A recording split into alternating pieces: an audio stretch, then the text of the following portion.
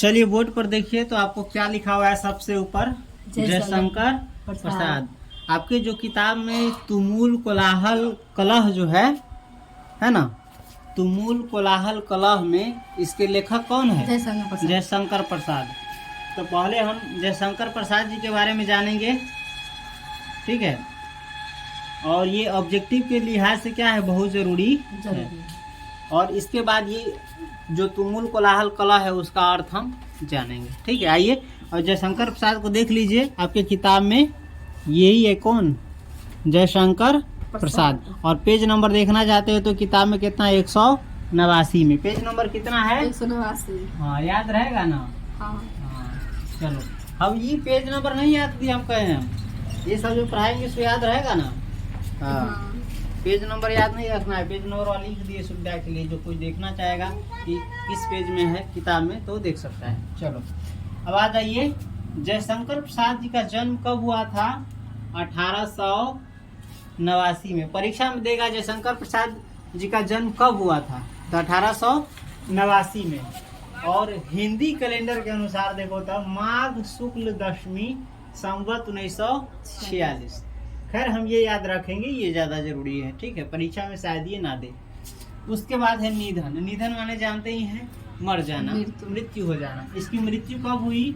15 नवंबर 1937 में।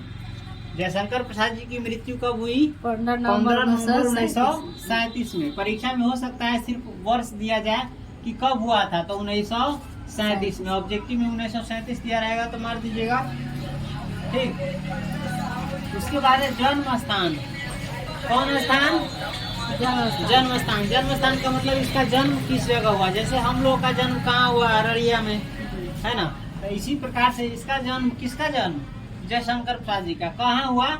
वाराणसी में। कहाँ हुआ? वाराणसी में। उसके बाद इनके पिताजी का नाम क्या था? देवी प्रसाद साहू। इनके पिताजी का नाम क्या था? देवी प्रसाद साहू। किनके पिताजी का नाम? जयशंकर प्रसाद। हाँ, समझ गया। उसके बाद देखो तो पितामह। पितामह कहते हैं दादा को या बाबा को, समझ गए। इनके पितामह का नाम क्या था? शिवरत्न साहू। पितामह का नाम क्या था? शिवरत्न साहू। पितामह का नाम क्या था? शिवरत्न साहू। और इसके साइड में कुछ एक्स्ट्रा लिख दिया हुआ है, पढ़ना चाहे तो पढ़ सकते हैं। लिखा हुआ है सुरती बनाने के कारण सुंघनी साहू के नाम से विख्यात। इसके पितामह का नाम किस चीज से फेमस था? सुंघनी साहू। क्यों? क्योंकि ये सुरती बनाते थे। क्या बनाते थे? सुरती। सुरती किसे कहा जाता है? तंबाकू को। तंबाकू जानते हैं ना, हाथ में ऐसे ऐसे खैनी बनाता है, पुरानिया सब देखता होगा। हाँ, वो ना ध्यान अब आ गया ना। चलिए, हम गए थे नेपाल में तो हमारा कहे सुरती खाई छा। बोले सुरती कथी के कहे छी, मैं ये ना कहली, मैं खैनी। बोले हो सुरती कहे छी, खैनी के हमरा की मालूम, हमने सब ना खाई। जैसा मुंह में धरना होना वह खाएंगे, फेंके वाला, थूक फेंके वाला चीज खाएंगे, बेकार चीज है, नहीं खाना चाहिए जीवन में कभी, समझ गया। उसके बाद क्या है देखो तो शिक्षा है। क्या है? शिक्षा। शिक्षा 8वीं तक, यानी 8वां क्लास तक। शिक्षा कहाँ तक है इनका? 8वां क्लास तक। और देखो तो संस्कृत, हिंदी, फारसी, उर्दू की शिक्षा घर पर इसके द्वारा नियुक्त शिक्षकों के द्वारा। नियुक्त शिक्षक का मतलब होता है एडवांस पढ़ावे के लिए ना रखले रही है केकरो अलग से, ओकरे कहे जी, ठीक हो। तो संस्कृत के शिक्षा, हिंदी के शिक्षा, फारसी के शिक्षा, उर्दू के शिक्षा, ई कौन शिक्षक द्वारा प्राप्त कल के? नियुक्त शिक्षक द्वारा घर पर पढ़ावे लागी रखले रही एकरा द्वारा। चलो इधर देखो, विशेष परिस्थिति। कौन सी?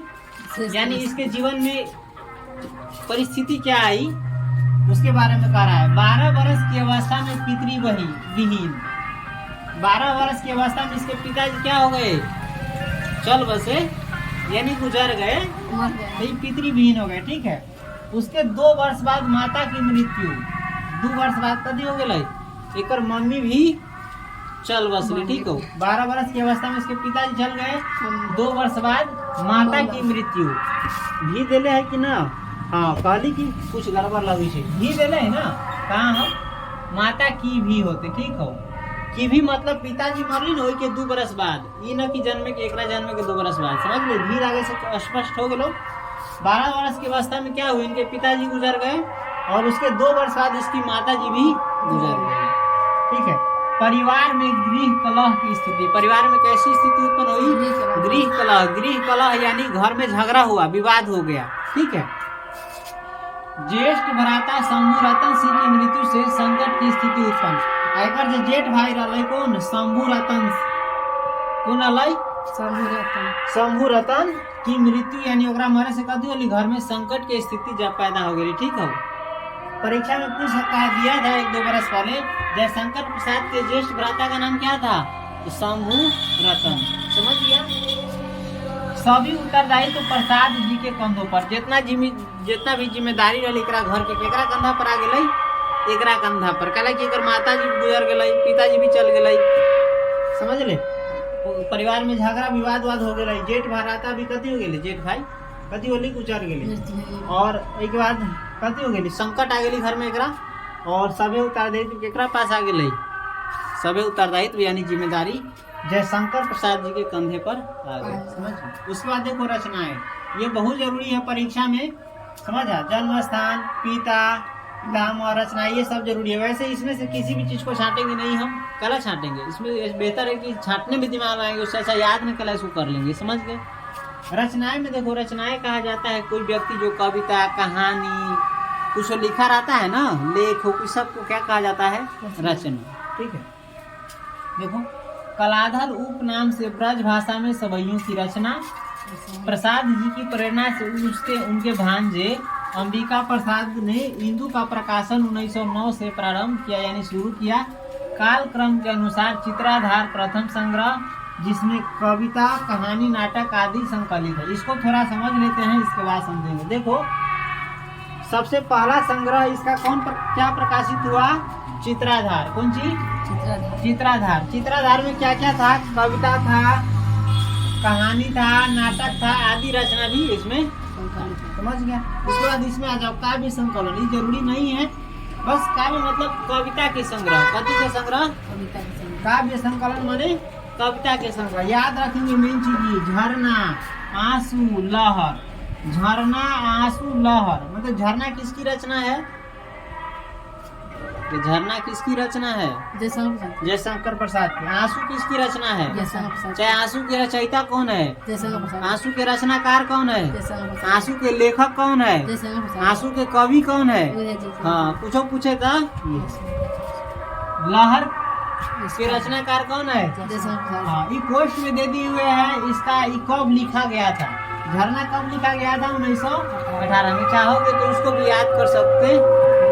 उसके बाद और भी रचनाएं हैं। महाराणा का महत्व, महाराणा का महत्व के रचनाकार कौन है, जयशंकर प्रसाद। करुणालय के लेखक, चाहे रचनाकार, चाहे कवि, चाहे रचयिता कौन है, जयशंकर प्रसाद। जयशंकर प्रसाद यानी ये है, दिखाई सुना मैं दिखाता है। हाँ, समझिए। चल, उसके बाद प्रेम पथिक।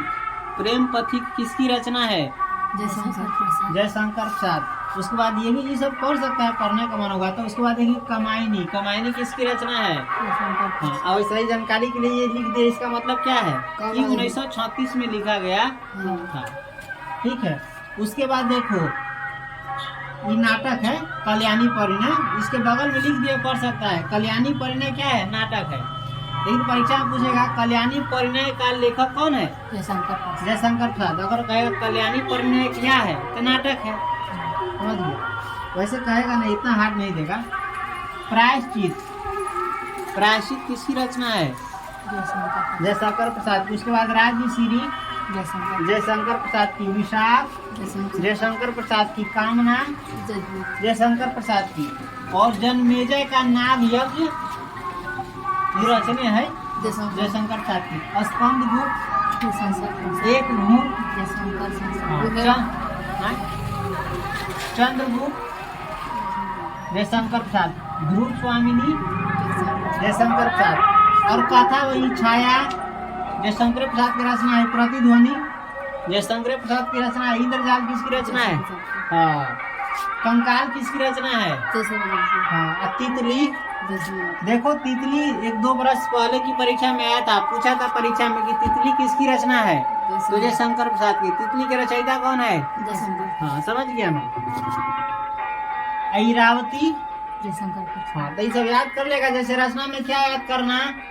झरना, आंसू, लहर, महाराणा का महत्व, करुणालय, प्रेम पथिक, कमायनी, कल्याणी, परिणय, प्रायश्चित, राजश्री, विशाख, कामना, छाया, जन्मेजय का नाग यज्ञ, स्कंद गुप्त, एक मुहूर्त, चंद्रगुप्त, ध्रुव स्वामिनी, छाया, प्रतिध्वनि, इंद्रजाल, कंकाल, तितली, इरावती, ये सब किनकी रचना है? जयशंकर प्रसाद। याद रख ले। जन्म मृत्यु सब तो बताइए दिए। एक दीक्षा गुरु के नाम नहीं दिले है, शिक्षा गुरु के नाम सबके देना जरूर नहीं। ये जो है सो लिख दिया है, ठीक है। उसके बाद देखो इरावती के बगल में लिखा है अपूर्ण। इसका मतलब होता है पूरा न लिखायल है, आधे अधूरा है।